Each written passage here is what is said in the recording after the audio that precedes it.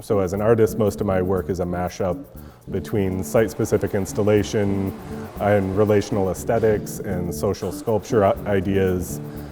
Figuring out a project that fit both the exhibition and the way I work is how I came to this project.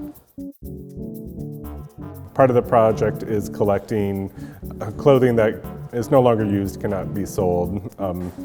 It's gone through its life cycle. Part of that process is kind of honoring the labor and the material that went into it originally.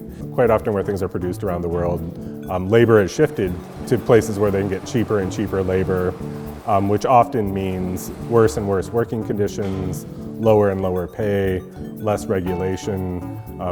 So in that process, people's identities are also challenged. These cheap goods come into the country. Do they live a life on retail? You buy them, use them for a certain length of time because they are cheap. There's the idea that you always get new things instead of maintaining the things you have. And so once you're done with those things, some of that gets donated to nonprofit or resale scenarios. So that clothing is coming here, and then we're taking it, and volunteers are signing up to help process it.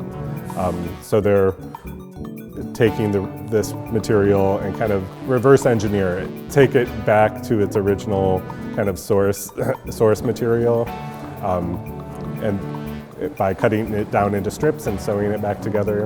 And then each day during the ArtPrize period of the exhibition, we'll be creating a single bolt of fabric for each day of the event.